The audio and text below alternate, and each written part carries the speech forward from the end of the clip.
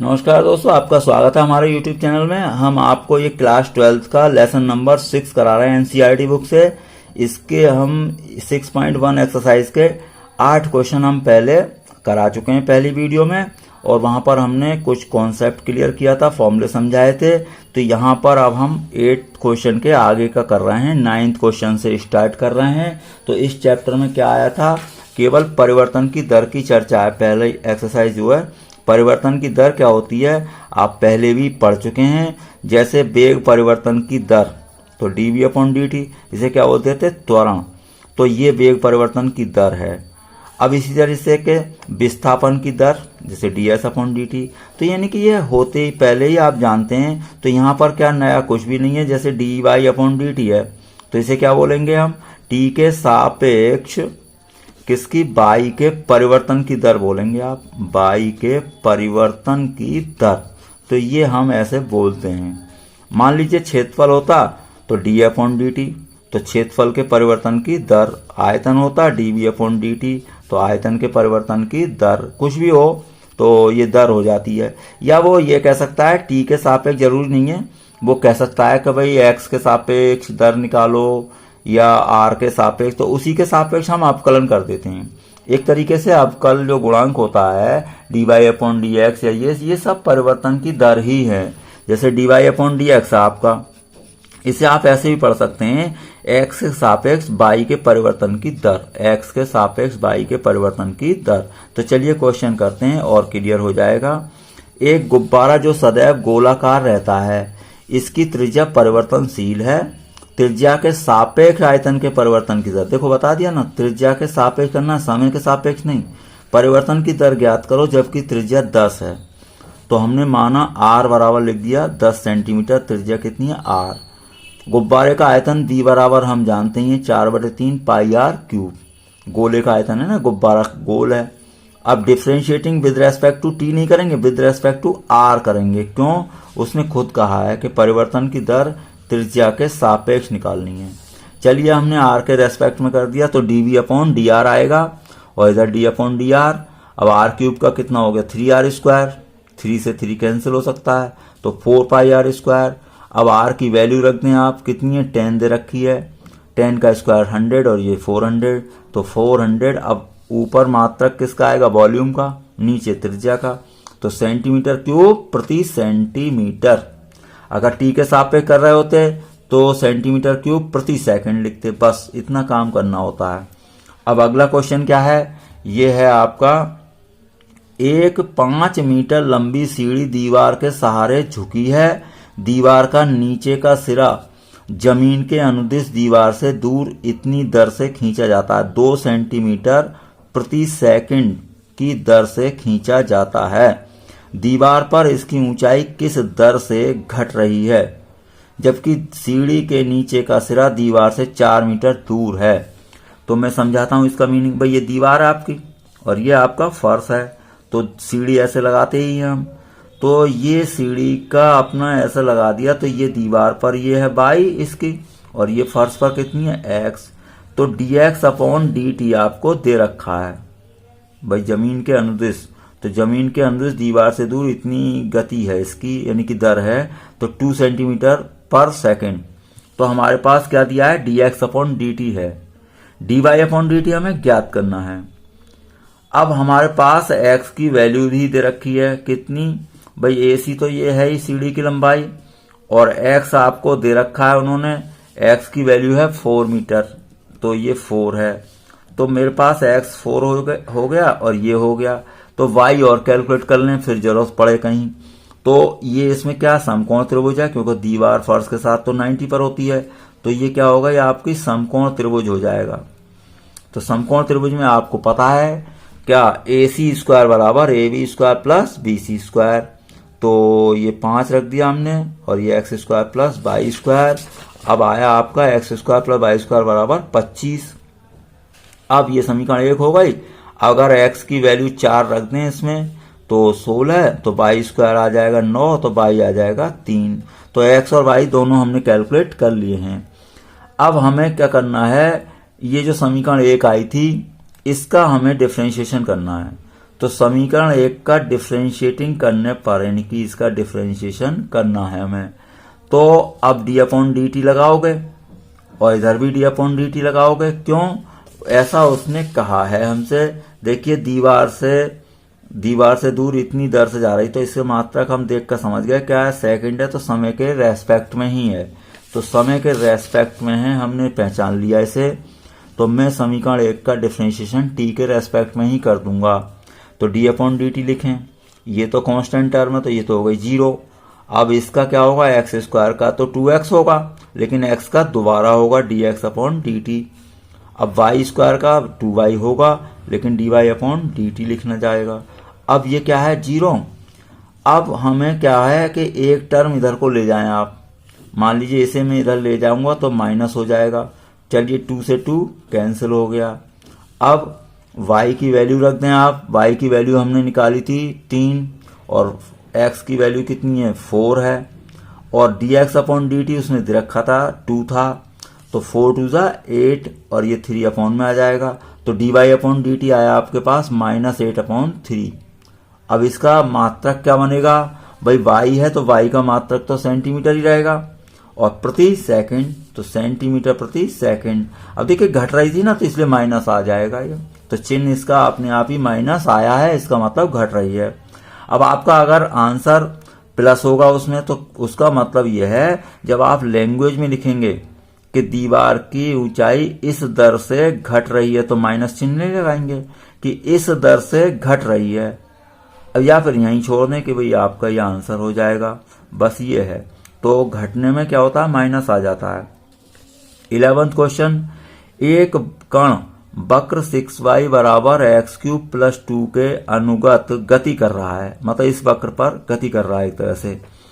वक्र पर उन बिंदुओं को ज्ञात करो जबकि x निर्देशांक की तुलना में y निर्देशांक 8 गुना तीव्रता से बदल रहा है। तो चलिए मैंने ये समीकरण जो रखी थी वो उतार ली। अब ये रखा है आपको dy = 8dx, मतलब ये देखिए यहाँ x निर्देशांक की तुलना में y निर्देशांक 8 गुना तीव्रता से बदल रहा है, तो dy, y का परिवर्तन क्या होगा dy, और x का बदलने का दर क्या होगी dx। तो dy बराबर दे रखा है आपको 8 dx। अब इससे क्या फायदा है, कोई फायदा नहीं है, तो dx को इधर लिख लें, तो इसका मतलब ये हो गया कि dy अपॉन dx रखा है आपको 8। तो चलिए यहाँ पर करते हैं आगे, इसका हम डिफरेंशिएशन कर लें। तो differentiating with respect to x ही किया जाएगा अब, क्योंकि अब तो बिंदु निकालने हैं, x और y का मान निकालना है, अब t का कोई मतलब नहीं है इसमें। तो differentiating with respect to x, y का तो आपका dy अपॉन dx हो जाता है, x³ का 3x² हो गया, 2 का क्या हो गया 0, तो ये इसलिए दिखेगा नहीं। अब ये 6 48 हो जाएगा, इसके बटे में चला जाएगा, या ये 3 को इधर भेज दो, तो 3 को इधर कैसे भेजा, 3 दूनी 6 और 2 8 16, तो x² कितना हो गया 16। अब जब इधर से वर्ग हटाते हैं तो इधर क्या लगेगा वर्गमूल और प्लस माइनस, तो 16 का तो सीधा ही आ जाएगा वर्गमूल, प्लस माइनस 4 आ जाएगा। अब ये x की दो वैल्यू आ गई, +4 और -4, इनका क्या करेंगे हम भाई, इनकी हेल्प से बाकी वैल्यू हमें कैलकुलेट करनी है। कैसे भाई, हमारे पास x की वैल्यू 4 इस्तेमाल कर लें पहले, और कहाँ ले जाकर रखेंगे भाई, वक्र का समीकरण ये है तो इसमें ले जाकर मैं रख देता हूँ, यानी कि समीकरण 1 में। तो मैंने यहाँ पर समीकरण 1 में रखने पर लिख दिया है। तो 6y बराबर, अब यहाँ x³ है, x की वैल्यू 4 रख दी, क्यूब हो गया, 4 का क्यूब 64 और 2 ये तो 66 हो जाएगा। अब ये 6 इसके अपॉन में जाएगा, तो इससे 11 टाइम कट गया, बिंदु कितना आ जाएगा आपका 4,11, क्यों x की वैल्यू 4 है और y की वैल्यू कितनी आई 11, तो एक बिंदु ये हो गया। अब दूसरी वैल्यू भी थी x बराबर -4, तो उसे भी समीकरण 1 में रखें, तो समीकरण 1 में रखोगे तो -4 का क्यूब, अब क्यूब तो माइनस में ही आएगा, तो -64 हो गया, और +2 तो माइनस का 62। अब क्या, इसको 6 को इसके बटे में ले जाएंगे, तो ये जो 6 था इसके बटे में चला जाएगा, तो -62/6, अब देखिए 2 से कैंसिल हो सकता है, 2 तिया 6 और 2 से 31 बार, तो -31/3 ये आ जाएगी आपकी क्या है y का मान, और वो क्या था x का मान। तो बिंदु आपका बन गया, ये बन गया आपका बिंदु -4, -31/3। इस तरीके से आपका ये बिंदु निकल गया। 12th क्या है, हवा के एक बुलबुले की त्रिज्या दे रखी है 0.5 सेंटीमीटर/सेकंड की दर से बढ़ रही है। अगर त्रिज्या r होती तो dr/dt दिया है। ये आयतन किस दर से बढ़ रहा है जबकि त्रिज्या 1 सेंटीमीटर है, तो हमने मान ली त्रिज्या r है और जबकि r का मान 1 सेंटीमीटर है, तो dr/dt दिया है आपको 1/2, क्योंकि बुलबुले की त्रिज्या की वृद्धि की दर, त्रिज्या r होती है ना, और मात्रक से देखें सेंटीमीटर/सेकंड यानी कि t के सापेक्ष है, तो dr/dt हो गया 1/2। अब क्या है, बुलबुले का आयतन के परिवर्तन की दर निकालनी है हमें, तो आयतन का फॉर्मूला लिख दिया, v बराबर 4/3 pi r3, differentiating with respect to t। तो अब इसको dv/dt लिखोगे, dx/dt, वो यहाँ पर भी d/dt, दोनों तरफ हमने क्या लगा दिया, इसमें d/dt लगा दिया, तो ये तो बन गया dv/dt।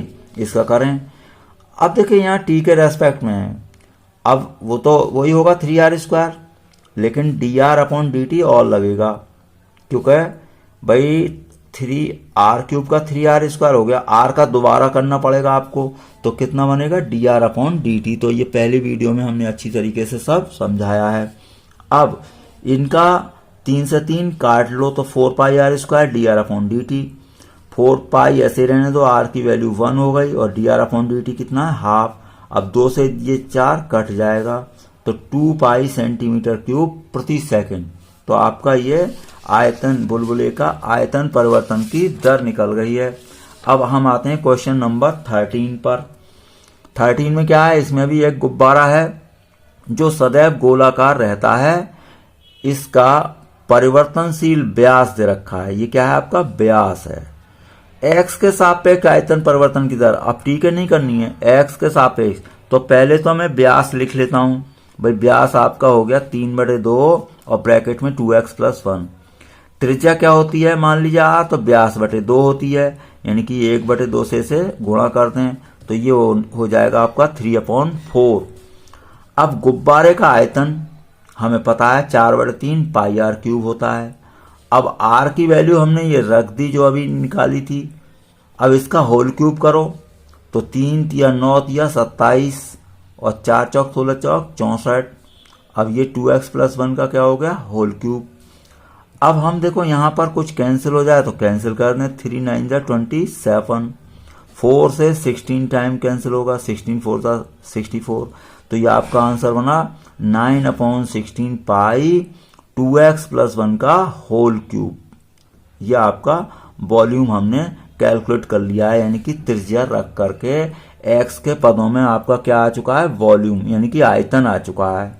उसने क्या कहा था, x के सापेक्ष आयतन के परिवर्तन की दर, तो मुझे x के सापेक्ष अवकलन करना होगा, ठीक है नहीं, तो differentiating with respect to x, तो dv/dx, तो dv/dx करोगे तो 9/16 पाई ऐसे ही रहेगा, 3 ऐसे ही हो गया। अब क्या होगा, इसका इस वाले पद का करना होगा, तो इसका कैसे करेंगे हम भाई, ये होल क्यूब है तो पावर इंटू पावर -1 हो जाएगा, तो 3 और होल पावर क्या होगा, ये कम यानी कि 2। लेकिन ये x नहीं है, जब भी भाई x³ का अवकलन होता है 3x², लेकिन ये x ना हो तो इसका दोबारा होता है। तो ये हमने इसका अंदर का ये फंक्शन जो रह गया है 2x + 1, उसका हमने डिफरेंशिएशन दोबारा करेंगे। तो इसका डिफरेंशिएशन क्या आएगा, 2x, वो 2 x का 1 होता है और 1 का क्या हो गया 0, तो ये तो छोड़ो। तो अब ये आपका 2 से ये कैंसिल हो सकता है, 2 8 जा 16, तो आपका आंसर बना 27 π/8 2x + 1 का होल स्क्वायर। तो ये आपका क्वेश्चन नंबर 13 था। चलिए क्वेश्चन नंबर हम 14 लेते हैं। तो 14 में क्या है, थोड़ा अलग टाइप का लगेगा। एक पाइप से रेत 12 सेंटीमीटर/सेकंड की दर से गिर रही है। तो ये अब देखो सेकंड है प्रति सेकंड, तो dv/dt है एक तरह से। गिरती रेत जमीन पर एक ऐसा शंकु बनाती है जिसकी ऊंचाई सदैव आधार की त्रिज्या का छठा भाग है। रेत से बने शंकु की ऊंचाई किस दर से बढ़ रही है? dh/dt निकालना है, जबकि ऊंचाई रखी है ये। तो मैंने शंकु की त्रिज्या r और ऊंचाई h मान ली। अब क्या दिया है आपका? ऊंचाई त्रिज्या का छठा भाग, तो त्रिज्या है आपकी r, इसका छठा भाग। तो मैंने यहाँ से r कैलकुलेट कर लिया 6h। अब h की वैल्यू अलग से दे रखी है 4। अब ये जो वैल्यू होती है तो बाद में रखते हैं, जब अवकलन वगैरह सब निपटा देते हैं तब। तो पहले शंकु का आयतन लिखिए, मान लीजिए b है, तो dv/dt भी दिया है, ये भी नोट कर लिया। अब शंकु का आयतन हम जानते हैं 1/3 और पाई r² h होता है। हमें क्या करना है? dh/dt निकालनी है, ऊंचाई किस दर से बढ़ रही है ऊंचाई। तो मुझे त्रिज्या नहीं चाहिए, तो त्रिज्या नहीं चाहिए तो इस त्रिज्या की वैल्यू कितनी रख दी? 6h, और 6h का होल स्क्वायर क्या हो गया? 36h², h³ बन जाएगा। आप इसे कैंसिल कर सकते हैं 12 टाइम, तो ये बना 12 पाई h³ h²×h³ बाकी हम क्या करेंगे? Differentiating with respect to t करेंगे। तो इधर क्या चल रहा था आपका v, तो dv/dt, और इधर d/dt लिखेंगे आप 12 पाई और h³। अब क्या है? 12 पाई तो ऐसे ही रहेगा, h³ का जैसे करते आए हैं 3h²। लेकिन क्या होगा? ये जो है h जो था वो t तो नहीं था, तो हमने t के सापेक्ष किया था, तो यहाँ पर dh/dt और आ जाएगा। भाई h³ का आपका डिफरेंशिएशन तो हो गया, कितना? 3h², लेकिन h का अभी नहीं हुआ। h के जगह क्या लिखेंगे? dh/dt लिखेंगे आप, तो h की जगह पर आ जाएगा dh/dt। देखिए h³ का डिफरेंशिएशन क्या होता है? h के रेस्पेक्ट में करते हैं, ऐसा हो जाता है। मतलब किसी फंक्शन का उसी के रेस्पेक्ट में करो तो दोबारा डिफरेंशिएशन की जरूरत नहीं पड़ती है। तो अब हमें यहाँ पर h था, तो h³ का 3h² हो गया dh/dt। अब dv/dt कितना है? 12 है, h की वैल्यू 4 है, वो रख दी 4 का स्क्वायर। अब देखिए 12 से 12 कैंसिल हो जाएगा। अब 4 4 जा 16 और 16 3 जा 48, तो 48 पाई। अब 48 पाई बचा, ये देखिए मैं ऐसे बता देता हूँ, 48 पाई और dh/dt। अब देखिए 48 पाई इधर चला जाएगा, ये 1 टाइम है, तो 1/48 सेंटीमीटर पर सेकेंड। ये आपकी ऊंचाई परिवर्तन की दर निकल चुकी है। तो चलिए अब क्वेश्चन नंबर हम 15 ले रहे हैं। एक वस्तु की x इकाइयों के उत्पादन से संबंध कुल लागत cx, क्या लिखा है? cx रुपए में है ये। cx का मान दे रखा फंक्शन, मतलब 0.007 x³ minus 0.003 x² plus 15x plus 4000। अब वो करा है, ये फंक्शन ऐसे दिया है, प्रदत्त है। सीमांत लागत ज्ञात कीजिए जबकि 17 इकाइयों का उत्पादन किया जाता है। सीमांत लागत का मतलब है प्रति इकाई लागत हम ज्ञात कर दें। तो प्रति इकाई लागत जब करेंगे तो x है इकाई, तो x के सापेक्ष अवकलन करना होगा आपको। भाई सीमांत लागत जो होती है वो प्रति इकाई हम लागत बता रहे होते हैं, तो इकाई के सापेक्ष ही क्या करना पड़ेगा? अवकलन। अब इकाई को आपने x लिया है तो x के रेस्पेक्ट में इसका हमें डिफरेंशिएशन करना है। तो हमने यहाँ पर कर दिया differentiating with respect to x। अब देखिए x dc/dx तो इधर लिख दिया, ये ऐसे ही रहेगा नियतांक। x³ का क्या हो गया? 3x²। अब देखिए x का ही फंक्शन है, x के रेस्पेक्ट में करना है, तो दोबारा कोई अब अवकलन नहीं आएगा यहाँ पर dx/dt वगैरह। माइनस इसका करो, x² का क्या हो गया? 2x, और ये तो ऐसे ही उतार दिया। 15 का करो तो 15 का नहीं x का होगा, तो x का कितना हो गया? 0, और ये अपना पूरा रख देंगे यहाँ पर। क्या? 21, थोड़ा एक बार संशोधित कर लो, 3 से 7 की मल्टीप्लाई करो तो 121। देखो ये किस तरीके से आएगा आपका, ये x तो वहीं का वहीं रहेगा ही। अब आपका ये जो है 3x², 3 की इससे मल्टीप्लाई कर रहे हैं हम केवल, तो 3 7 21, 3 के बाद आपका डेसिमल है x²। अब ऐसे 2 की इससे कर दो, 2 3 6, और ये 15। अब यहाँ पर क्या था आपका? भाई देखो 15 था और ये x का डिफरेंशिएशन कितना है आपका 1 है, तो ये 15 आ जाएगा। अब हम क्या करेंगे, x रखा है 17, तो x की वैल्यू सभी जगह 17 रख दें आप, तो 17 का स्क्वायर हो जाएगा 289, और यहाँ पर ये 17 से इसकी हमने मल्टीप्लाई कर दी, और 15 तो अकेला है ही। अब पहले क्या करा, 15 अभी इनकी भी मल्टीप्लाई करके ये आ जाएगा, आप कर लेंगे। अब 15 को इसमें पहले जोड़ दिया, ये भी प्लस है ये भी प्लस है, तो 21.069। अब ये आपका माइनस है, तो ये हमें माइनस करना पड़ेगा, तो ये आ जाएगा आपका आंसर।